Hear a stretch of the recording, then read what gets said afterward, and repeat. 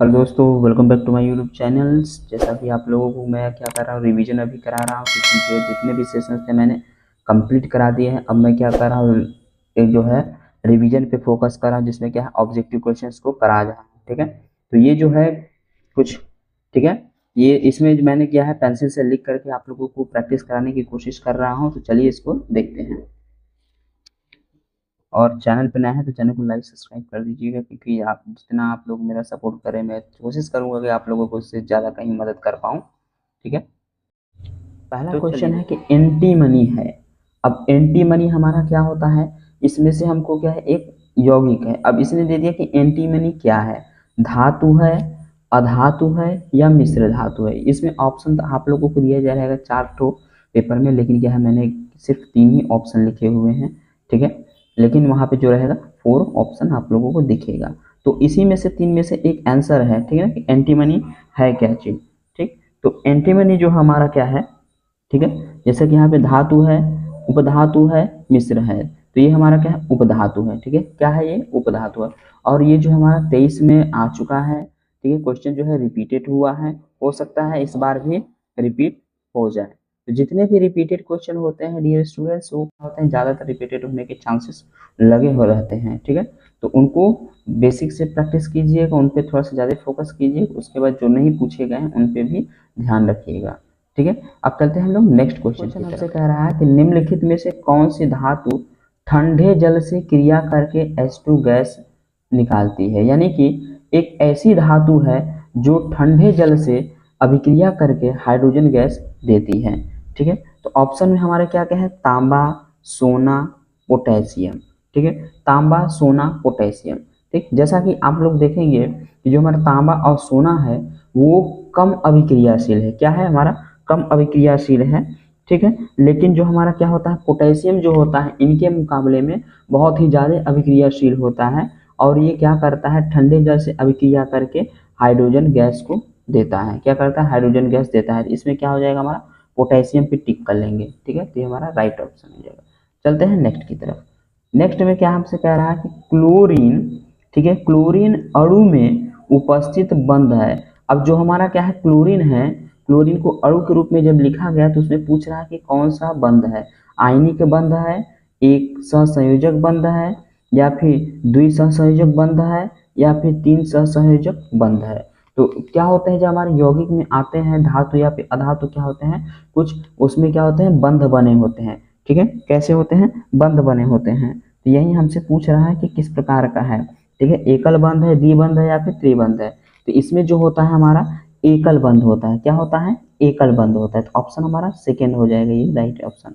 ठीक है, इसकी प्रैक्टिस आप लोग करते चलिएगा। मैं इसको क्या करूँगा, टेलीग्राम पे प्रोवाइड करा दूंगा। ठीक है, जिससे आप लोग क्वेश्चन देख सकेंगे। तो मेरा टेलीग्राम का क्या है, अभी जो मैंने बनाया है अपने सेकेंड चैनल के नाम पे, MK इंग्लिश रिसर्च सेंटर के नाम पे जो है, मैं इसको वहाँ पे दे दूंगा, तो वहाँ पे आप लोग देख सकते हैं।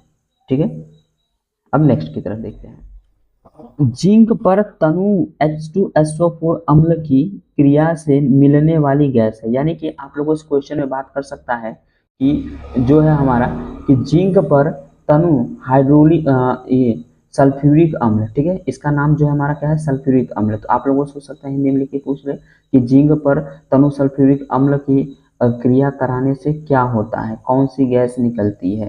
ठीक है, तो ये हो सकता है आप लोगों को हिंदी में लिख के पूछ दे, या फिर क्या करे, सिंबल लिख के पूछ दे, जिंक को जिंक Zn लिखे और इसको H2SO4 लिख दे। तो इस तरीके से भी क्या करता है, क्वेश्चन को पूछता है। ठीक है, तो हमें क्या होता है कि किसी भी वे में क्वेश्चन पूछे, अगर हमें आंसर मालूम है तो फटाफट अपने आंसर को टिक करते हुए चले जाना है। तो इसमें जो हमारा क्या बन जाएगा, इसमें हमारा ये हमारा कौन सा, ये H2 बन जाएगा, हाइड्रोजन गैस। ठीक है, कौन सी गैस बनेगा, हाइड्रोजन गैस ये देगा। ठीक है, Zn क्या होता है, तो अब इसको हम समझ लेंगे कि क्यों ऐसा हो रहा है। तो हम देखेंगे जो जिंक होता है, जिंक जो होता है हाइड्रोजन से क्या होता है, थोड़ा सा अधिक क्या है हमारा, अभिक्रियाशील है। जब इससे क्रिया कराया जाता है तो यहाँ क्या होता है, H2 की जगह पे जिंक आ जाता है, और जो हमारा हाइड्रोजन होता है वो बाहर निकल जाता है। ये हमारा प्रोसेस होता है अभिक्रिया में। ठीक है, तो इसकी वजह से हमारा क्या होता है, हाइड्रोजन गैस निकलता है। एनटीपी पर अधातु जो द्रव अवस्था में पाई जाती है। अब एक क्या है, एनटीपी है, और उस पे जो हमारे क्या होता है, अधातु होती है जो द्रव अवस्था में पाई जाती है वो कौन सी है। तो ये हमसे बात कर रहा है, वन लाइनर बात कर रहा है, तो हम इसको देखेंगे कि ये हमारा है कौन। ठीक है, तो ये हमारा क्या होता है हमारा, ठीक है। अब आप लोगों से क्या करेगा, कहीं कहीं पे हिंदी में नाम लिख के पूछ लेगा, कहीं पे ऐसे सिंबल दे के पूछ लेगा, इसलिए मैंने क्या किया, दोनों को मिक्स करके दिखा दिया है ताकि आप लोगों को कन्फ्यूजन ना हो। ठीक, तो इसमें जो हमारा ऑप्शन बन जाएगा वो बी आर। ठीक है, क्या बन जाएगा, बी आर। बी आर से क्या होता है, ब्रोमीन। ठीक है, क्या होता है, ब्रोमीन। अब बी आर देख लिए, अब हो सकता है वहाँ पे ब्रोमीन लिख दे, तो ब्रोमीन लिखने से क्या होगा, कन्फ्यूजन होगा, तो उसे देखना नहीं है। ठीक है, तो बी आर से क्या होता है, ब्रोमीन। ठीक, अब चलते हैं नेक्स्ट। आप लोगों को जो है क्लियर दिखाई दे रहा होगा। ठीक है, आगे कह रहा है कि एल्युमिनियम की सतह पर फिर O2 की परत बनना क्या कहलाता है, यानी कि जो एल्युमिनियम होती है उस पे जो ऑक्साइड की परत चढ़ जाती है वो हमारी क्या कहलाती है। ठीक है, वो किस प्रकार की अभिक्रिया होती है, ये हमसे बात कर रहा है। ठीक है, तो ये जो हमारी होती है ये अभिक्रिया किस प्रकार की हो जाती है, तो ऑप्शन में क्या कह दिया है हमारा, एनोडिंग, बेस बेसेमराइजेशन, फिर श्रृंखलन, और इसमें से कोई नहीं। तो इसमें जो हमारा ऑप्शन बनेगा राइट हमारा क्या बन जाएगा, एनोडिंग। ठीक है, क्या बन जाएगा, एनोडिंग बन जाएगा। ठीक है, तो चलते हैं हम लोग नेक्स्ट की तरफ। अब नेक्स्ट में हमसे क्या बात कर रहा है कि धातु है। ठीक है, अगर हो सकता है एग्जामिनर का बिल्कुल भी मूड ना हो, ठीक है, पेपर टफ बनाने का, तो क्या करेगा, सिंपल से क्वेश्चन पूछ लेगा। जैसे क्या है, इसमें पूछा था हमारा धातु है। अब धातु है तो आई होप आप लोगों ने पीरियोडिक टेबल को अच्छी तरीके से देखा होगा।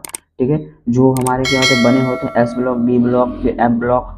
ठीक है, इस तरीके से। तो इसमें जो हमारा क्या है, बी दिया है यानी कि बोरान, ऐसा यानी कि सिलिकॉन, एल यानी कि लिथियम, और ये हमारे 6 यानी कि कार्बन। तो अब आप लोग देख के बता सकते हैं कि कौन सा क्या है हमारा धातु। अगर जिसमें भी क्या है कि एस ब्लॉक को और डी ब्लॉक को पढ़ा हुआ है वो सिंपल से इस क्वेश्चन को जवाब देगा। तो मैं आप लोगों को ये 10 सेकंड का चांस देता हूँ, आप लोग देख के बताइए क्या होता है। ठीक ठीक, तो आई होप आप लोगों ने गेस कर लिया होगा कि क्या होगा आंसर, तो कमेंट बॉक्स में लिख के भेजिए। ठीक, तो अब मैं आप लोगों को एक एक के बारे में बता देता हूँ क्या चीज़ है।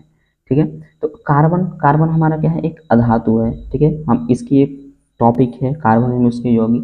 ठीक है, तो इसलिए क्या है, ये तो पहले ही छट गया। दूसरा हमारा, ठीक है, ले लेते हैं सिलिकॉन। सिलिकॉन, अब सिलिकॉन क्या है, ये भी हमारा अधातु होता है।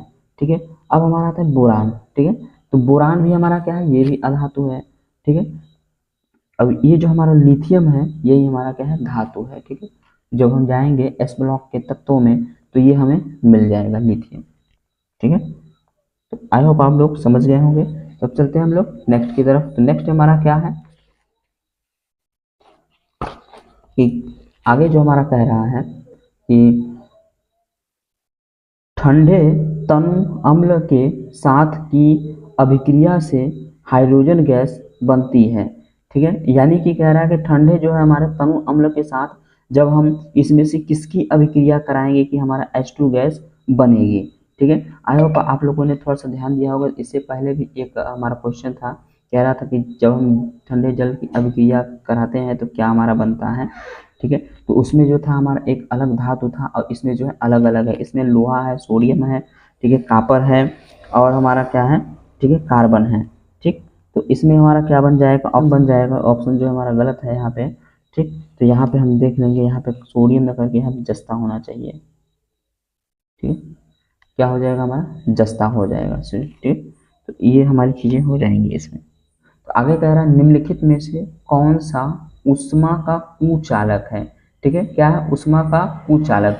ठीक है, तो जैसे क्या है हमारा मरकरी है, मिश्र धातु है और लेड है। ये 3 ऑप्शन दिए हुए हैं आप लोगों के सामने, तो आप लोग गेस कीजिए। आप लोगों के पास 10 सेकेंड है। ठीक है, मैं आप लोगों को चांस दूंगा ताकि आप लोग भी करने की कोशिश करें।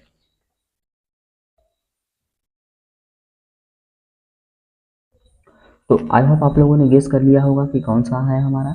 ठीक है, तो मैं आप लोगों को बता देना चाहता हूँ इसमें क्या हमारा ऑप्शन बन जाएगा। क्या पूछा था कि कौन सा ऊष्मा का कुचालक है, तो ऊष्मा का कुचालक हमारा देखिए मरकरी नहीं होगा।